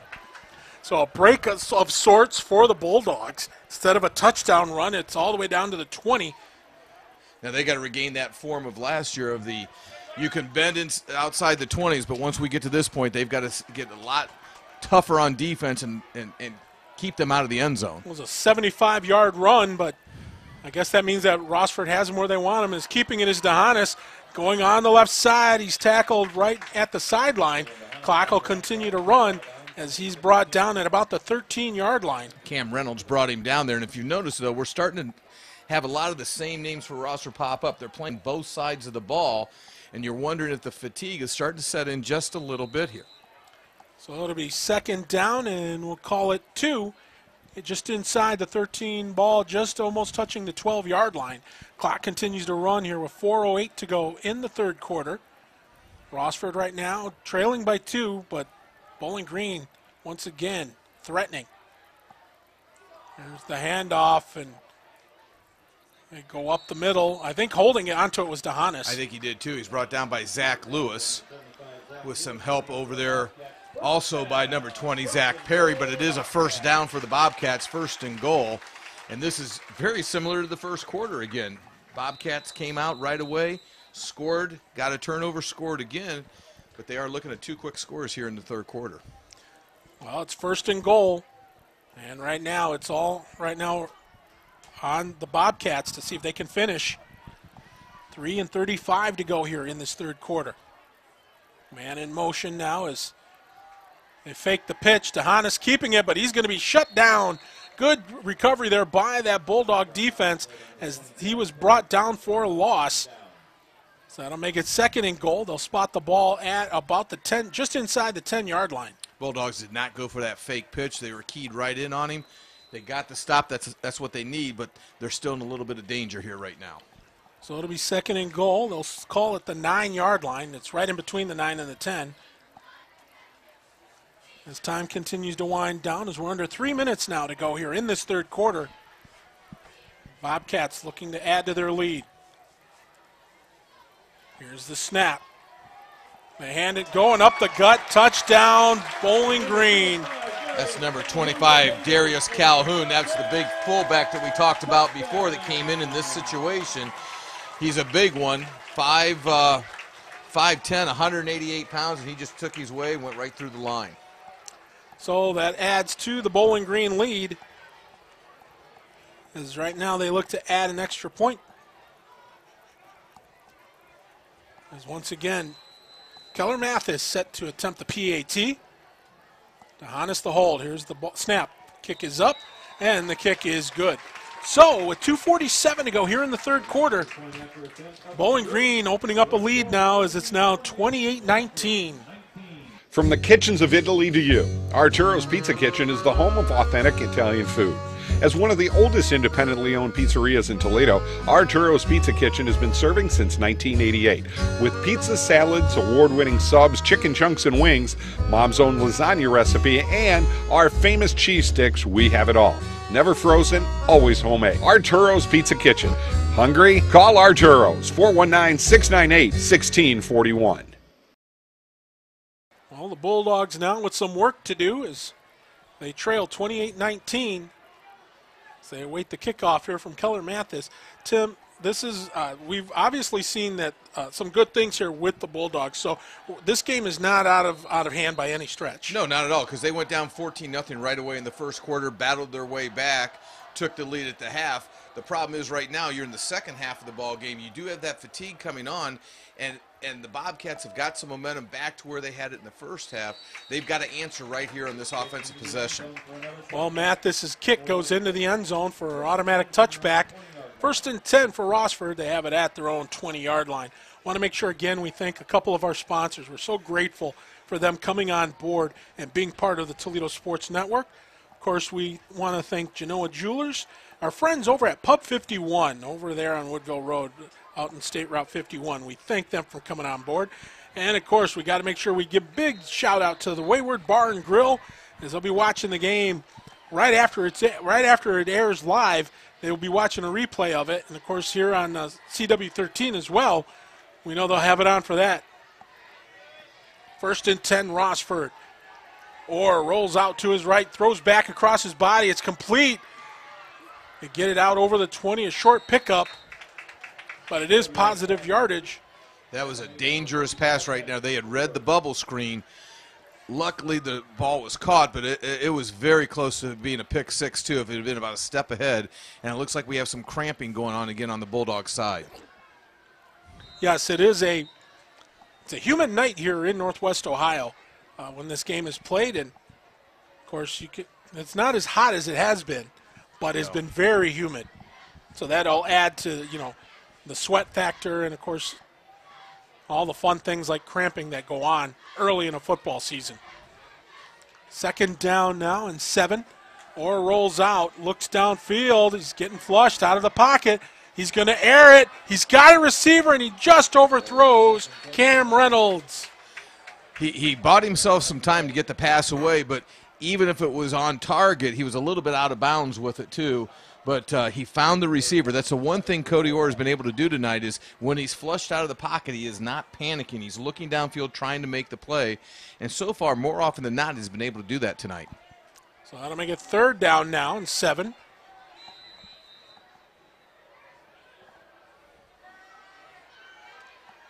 They need to get it out to the 30-yard line to keep this drive going. Clock is stopped with 1:51 to go here in quarter number 3. Ball on the left hash mark. Orr once again in the gun, rolls out with it to his right.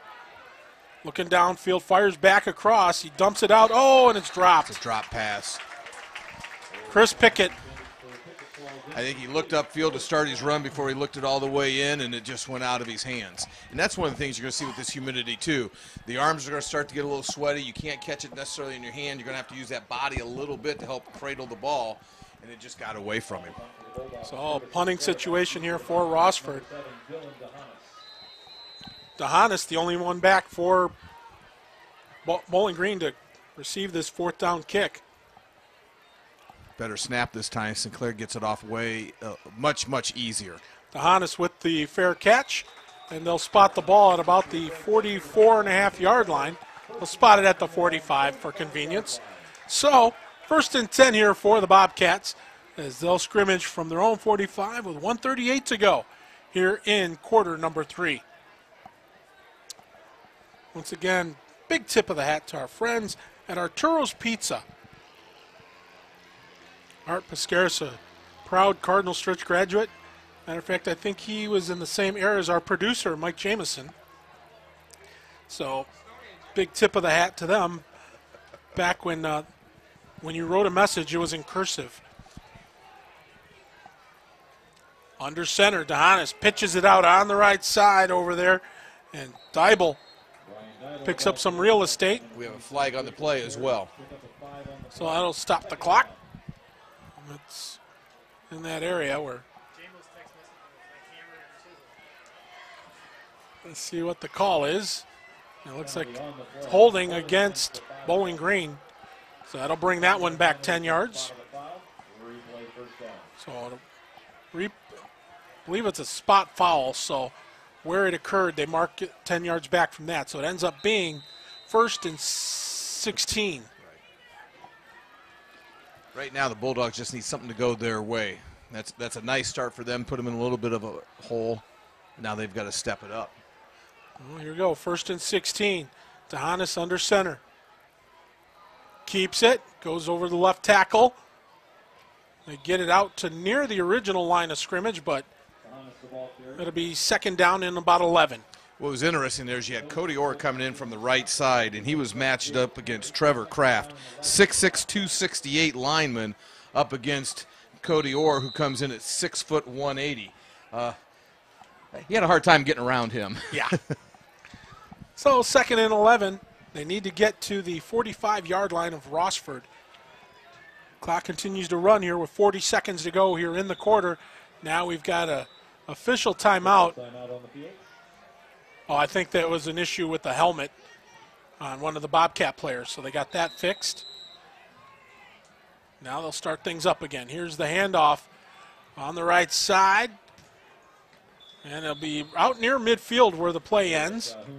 So Calhoun will pick up about 5 yards, a little over 5, but it'll make it 3rd and 5, the ball right at midfield. Jacob Shipman was able to pull him down and kind of just corral him. Nice run there by the Bobcats, though. Time for one more play here in this third quarter. Looks like they're going to let it run out, too. The coach but is saying to sit there. Oh, they restarted the game, the play clock. That's why. So that will be the last play of the third quarter. And the ball at midfield when we come back with quarter number 4. Right now, it's Bowling Green leading Rossford by a score of 28-19. Genoa Jewelers, 611 Main Street in Genoa, has been serving the area with quality jewelry and gifts for over 19 years. Specializing in gold and silver repairs, Frank Comise has been a goldsmith for over 30 years. Our selection of Pulsar watches, Precious Moments figurines, Reflections beads, Seraphim classics, and quality stellar rings, all at a price you can afford. Genoa Jewelers also buys gold and silver and has the perfect gift for that someone special. Stop out today at Genoa Jewelers, 611 Main Street in Genoa. Well, Jonathan Baker helped off the field, able to get off under his own power, so that's good to see. But again, you talked about it, some of with the heat injuries and things like that, some of the stuff that goes on here, it's always rough to do that early on in a football season. Exactly. That's what the hard part of being in condition, and that's what all those two-a-days were for, is for these moments right now. Here we go, as now they try to go up the gut, and again, getting outside is DeHanis, and he is brought down over there. But Jacob Shimmy got him right away, wrapped him up, and brought him down. But what I like about DeHanis is the fact that he can fake that pitch. He does a great job of reading the defense and making decisions. Reed Jackson also in there on the stop, so it'll be 2nd down and short. As the ball at the 32-yard line of Rossford. 11 and 10 to go here in the ball game. DeHanis has had a pretty solid night here numbers-wise. First year under center. So he hands the ball off, bouncing back the other way. Outside over there was number 25. That is Darius Calhoun. And he's also had a pretty solid night tonight. Yes, he has. He's a very solid individual that is hard to bring down, and he just keeps his feet moving, trying to get that extra yards when he can. So it'll make it a 1st down here for Bowling Green as they continue to march down the field. Rossford needs a couple of big stops here. It's 1st and 10. The ball at the Rossford 26-yard line. 10 and 25 to go. Here's the handoff. Again, up the gut. And Rossford right now, I think the heat is hitting them as Calhoun just kept his legs churning forward. They're getting a heavy dose of Calhoun right now, and the offensive line is getting that surge they need to give him enough of a hole to make those, instead of a 2-3 yard run, more of a 5-6 yard run. Well, it'll be 2nd down and about 3 to go. The ball at the 19-yard line here of Rossford. So they're now Bowling Green officially in the red zone. 9:50 to go here in this 4th quarter. In motion, here's the handoff to Dybel. Dybel not able to get much that time around. That's Joey Korzak on the stop. Well, that's what the Bulldogs need right now, is they need to come up with some big stops, because we've got a timeout on the field, official timeout. So here we go. 3rd down and a yard to go. Here's the handoff. Getting outside and getting the 1st down and more inside the 10, near the 6, is Brian Dybel. And we haven't talked enough about Dybel. Dybel is very quietly, very methodically here, has put up some impressive numbers tonight. He's done a great job of running the ball, and at times he's almost like a diversion so that they can get everybody else open. Then you forget he's there, and then he breaks himself loose for a nice run. So it'll be 1st and goal here at about the 6-yard line, I believe. Here for the Bobcats is once again threatening. And Rossford right now, they've got to come up huge here. Time's not their friend anymore. try to get it outside. Hannes is going to be brought down. Flag on the play. That preliminary sign was holding on the Bobcats. So a little bit of a break for the Bulldogs. It's at least going to make it a little bit tougher. That'll stop the clock, too, with 8:25 to go. And the Bulldogs right now trailing by 9 points. But that still means 2 scores. Yes, it does. They definitely need to get a stop. They could give up a field goal down here and still be all right, but a touchdown would be a very, very difficult task for them. And I would say from what we've seen from Bowling Green's kicker, Keller Mathias, he is definitely within range. I've liked the way he kicks the ball here tonight. Well, the clock starts up again, so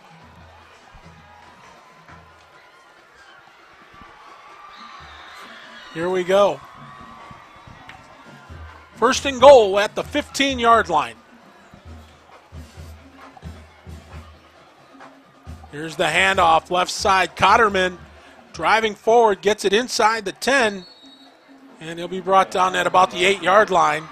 I'll tell you what the Bobcats are doing so well right now is whoever's running the ball, they're getting that extra yard or two just by keeping their legs moving.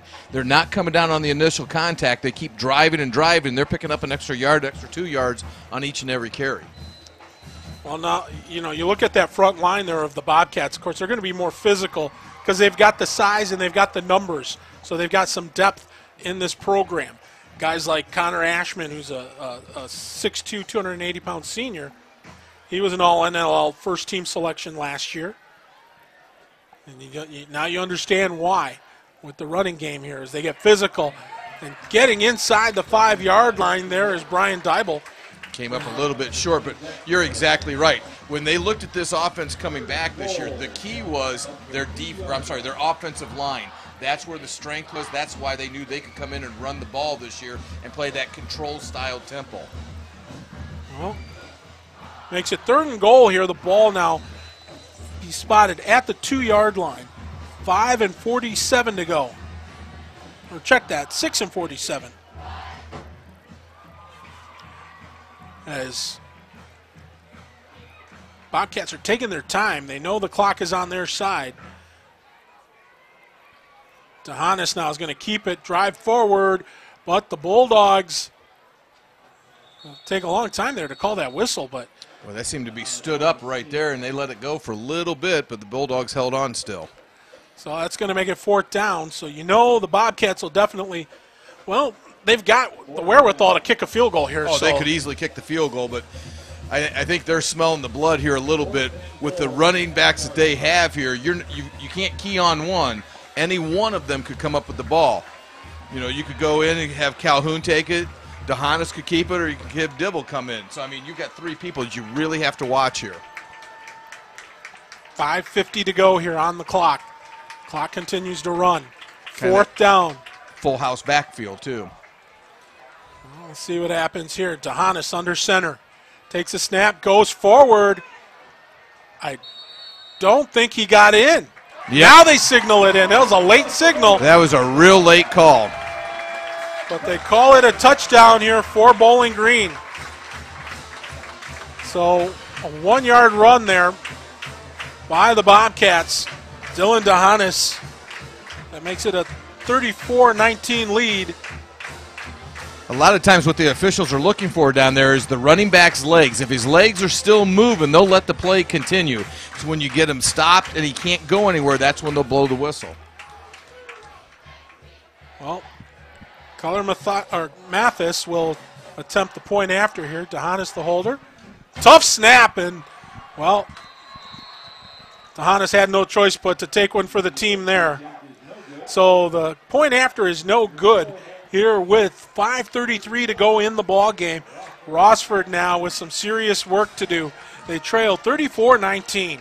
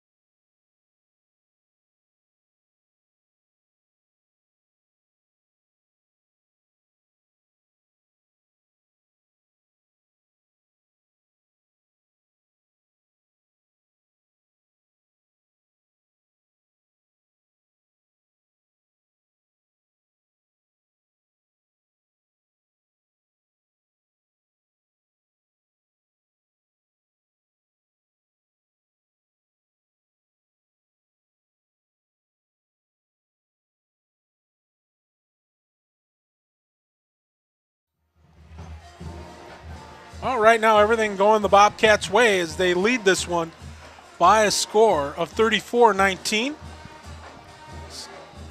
Here comes the kick from Keller Mathis. That'll be grabbed at the 4-yard line. Tegmeyer goes over on the right side. He's trying to fight being brought down, but he's able to get it out. That ball did come out, but the whistle had already blown. The whistle blew first, so they'll spot the ball at about the 21-yard line. So that's where Rossford will scrimmage, 1st and 10. Right now, time a factor, 5:23 to go here in this ball game. There's no question the Bulldogs get a score. We're going to see a 2-point conversion for sure to get it within range to at least tie this ball game up. So, see what plays Todd Drusbeck and company call. Todd Drusbeck, his 7th year here at the helm for Rossford, saw this team go through some really lean times, but then turned it around through just sheer hard work and determination and got them into the playoffs. Not only got them into the playoffs, got their first playoff victory ever last year. Now here's Cody Orr. He's going to fire it out on the left side, and again through the hands, unfortunately, there of Noah Tegmeyer. Those passes are coming in a little bit high, but catchable high. That's something that you can come down with. But when you're talking about Todd Drusbeck, when he came in, Rossford was in the middle of that 38-game losing streak. The heads were down. They weren't coming to the weight room, and he got them to start to believe in themselves. And it was baby steps. Get the first win. Get a first league win. 3 wins, 5 wins. And last year culminated in what he had been working on those first 6 years. 2nd and 10 here for the Bulldogs. Orr looking out here, dumps it out on the left side. Here's Pickett. He's going to be close to a first down. Should have it, depending on the spot. Might be a yard short. Well, we're going to spot it at the 29, so it'll be 2 yards short. That's a play there when they look at it in the films tomorrow. You had coming across the middle. You had Jacob Perry wide open in the middle, but he had flushed himself to the near side and had to get the ball outletted quickly. So 3rd and 2, the ball at the Rossford 29-yard line. Here with 4:50 to go in quarter number 4. Here's the snap. Orr looking over the middle. Fires it. He's got a receiver open. It's grabbed and complete. Coming down now inside the 35 to about the 33-yard line. We'll see how it's going to be spotted, but Mr. Perry there with a nice grab. That was that pass right over the middle. It was open the last play, and I'm sure that's something they called into him saying you got to look to the middle of the field. He was open, and this time Orr got him the ball. They'll spot it at the 31 of Bowling Green, so it's 1st and 10 here for the Bulldogs. They've got to hurry up now. 4:35 to go, and the clock now running again. 1st and 10, ball near the left hash mark. As now it's going to be, once again, Cody Orr in the gun. Takes the snap, rolls out to his right, trying to shake off. One tackler does, keeps it. He's going to run it and gets about 5, maybe 6 yards, depending on where they spot it. So looks like about 2nd and 5. They'll spot the ball at about the 27-yard line, it looks like. Orr's been a workhorse here tonight. Got up a little slow there, but he was having to dodge, weave, and get around people to get those extra yards. So it's 2nd and 6 here for the Dogs as they try to cash in. They got to hurry and do so. They've got 3:52 to go. Low snap. Orb rolls out to his right again. Gets out of bounds. So he tries to pick up maybe a yard. If not, probably no gain. It depends. Looks like no gain. So it'll be 3rd down and 6 here for the Rossford Bulldogs. But more importantly, it stops the clock. 3:43 to go. I think Bowling Green will be very content to give 2-3 yards every play here and avoid giving up the big play to have any momentum go back towards the Bulldogs at all. Well, Rossford with trips out to the left. Ball on the right hash mark. Pickett, the only one back there with Cody Orr. 3rd down, low snap, picked up by Orr. Flushed out of the pocket. He's going to have to race for it. Now he cuts back inside, dives. He's going to be close to a first down. See where they spot the ball, but he should have enough for a first. They needed to get it to the 21, and it looks that's exactly what they did. They may actually measure this one. Oh, they're going to call for a measurement. They got to measure this. They're calling it 4th down. Well, they're going to stop the clock for a measurement. We've seen here on this drive, but other than the pass to Perry over the middle, the Bowling Green secondary has done a nice job of keeping the receivers in check and not giving Orr really much to look at or a place to throw the ball. Well, they finally get the chain gang to come out onto the field. All this with 3:22, at least for right now, because they stopped the clock for the measurement. Now once they get things set back, they'll start the clock again.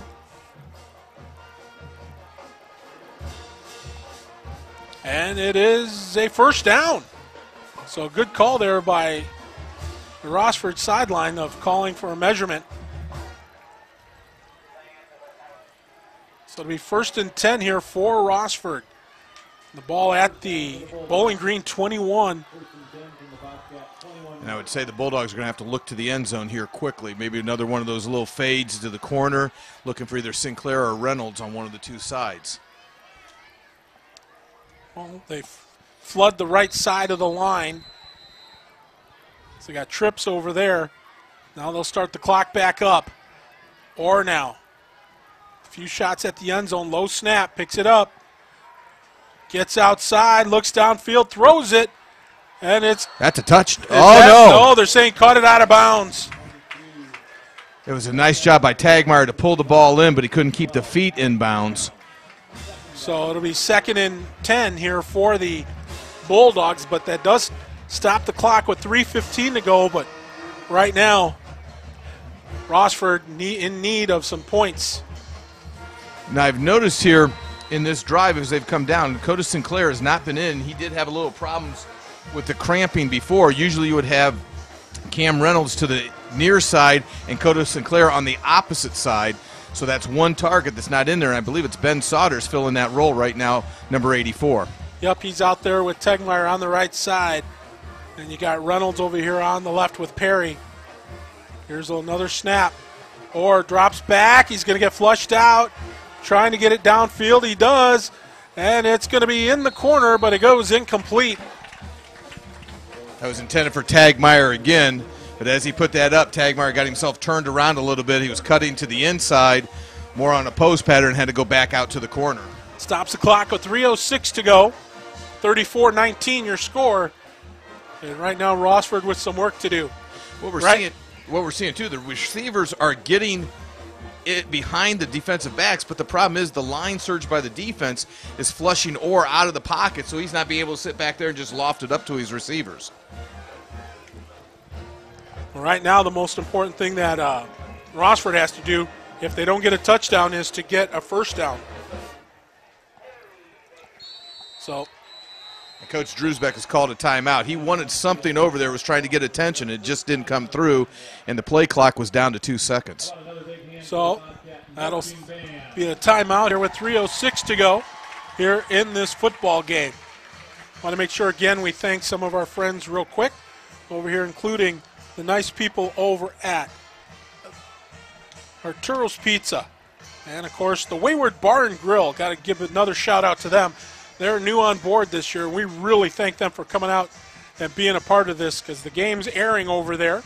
And we appreciate them being a part of the TSNW family.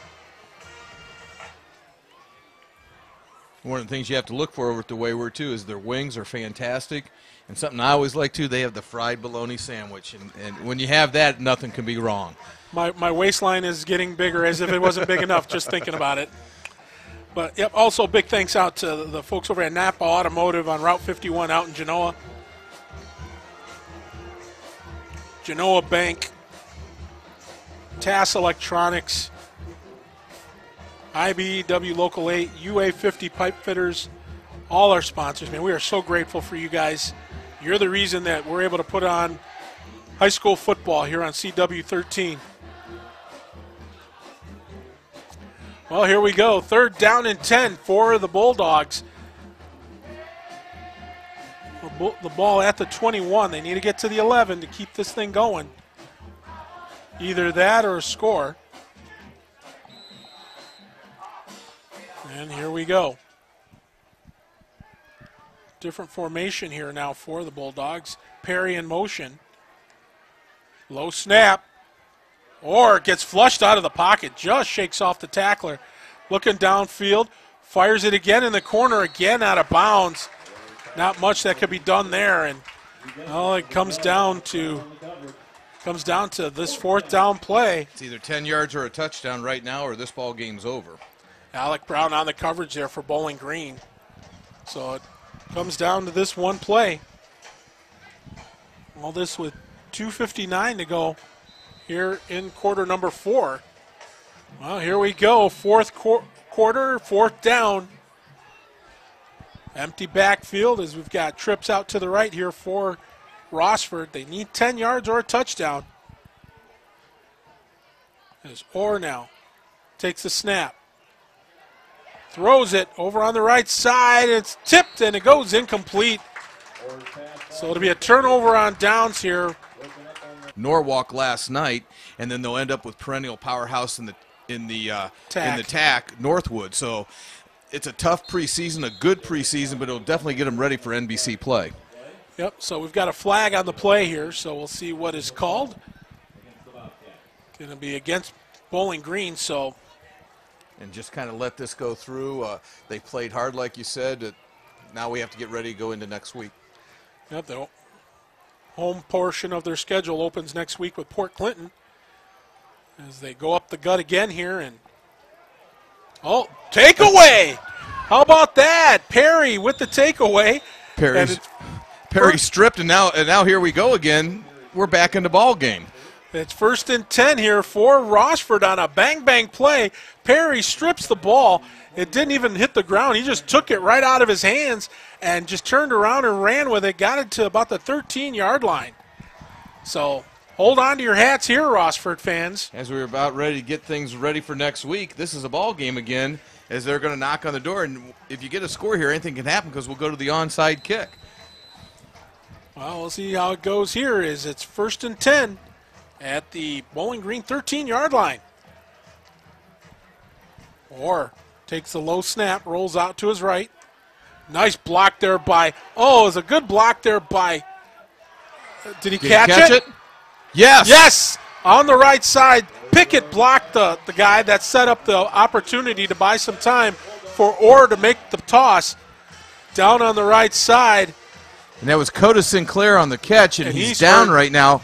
But that just may be a matter of how he dove and landed on the ball more than anything. That may have just knocked the wind out of him. But he's still hurt. He's down. There's another bad snap. They're going to roll it out. Perry's throwing it over the middle, but it's falls to the ground, incomplete. Bowling Green with their hands team in there. And here's the onside kick. Bouncing kick. And it was touched. We'll see who I tell you what, that's anybody's ball right now. It did everything it was supposed to do. But I think the Bobcats got it. Yes, they did. Tell you what, that was a nice kick. It kicked up like it's supposed to at the end. They gave them an opportunity to get it, and that's all you can ask for from your kicker. No question. So we'll see what they do here. Is going to be a run up on the right side. Dybel fights to get outside, picks up the first down, and goes out of bounds. And Perry forced him out of bounds, but there's that first down that we were talking about that puts it at the 2-minute mark and just makes it all the tougher for the Bulldogs to be able to do anything.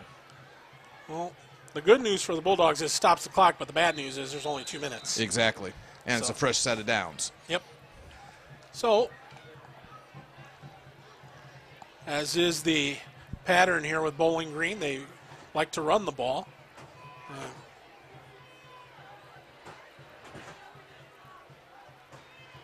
Here's the handoff again. This time Cotterman on the left side. Gets a couple, but that's about it. Tagmeyer brings him down, and there's the first timeout the Bulldogs will use. Dybel again in motion. Here's the handoff. Dybel outside. Tries to turn the corner, but he's brought down right at the line of scrimmage as he's dropped this time by Reed Jackson. Jackson, a 6'1", 150-pound senior. Bobcats as they get ready to scrimmage from the 35 of Rossford. Cotterman in motion. Takes the handoff. On the left side he goes. Drives forward. Picks up the first down. And that'll do it for the ball game. Adam Sauter got the tackle there. He was assisted by number 50, Eli Massey. But like you said, that first down pretty much seals the deal here, and I'm sure we're going to see the kneel coming down. As DeHanis takes another knee. And that's half a minute to go. He may have to, let's see if they start him up. Nope, they're not going to get him. Nope. So that'll do it. That's the last play. They can, they don't have to take another snap, so. And really, that's some good officiating there. You know where we're at. What's the point of running one more play, let anything happen on the line that you just don't one of want to those risk any injury freak things. accident for no reason. So, yep. The clock winds down to 0, and the Bobcats get the victory here tonight in their home opener, 34-25 against the Rossford Bulldogs. Well, we got a lot to look forward to, though, still for these two teams, and especially for Rossford, as we'll be featuring them next week as they take on Port Clinton at home down at Jackson Ferguson Stadium. So, Tim, I tell you, it was fun. I look forward to us working together again real soon. I look forward to it as well. It was a great time, and we'll get the ships righted here and come back another week. Yes, we will. Well, that's going to do it from here at Bobcat Stadium. We thank you so much for tuning in, not only for this one, but for the Genoa-Scott game as well, with my good friend, Mr. Steve Taylor, and also Pat Eakin. So, for Tim Edmond, I'm Mick Gonzalez saying so long, everyone, here from Bobcat Stadium. Your final once again. It is Bowling Green 34 and Rossford 25 as you've been watching Rossford football right here on the Toledo Sports Network.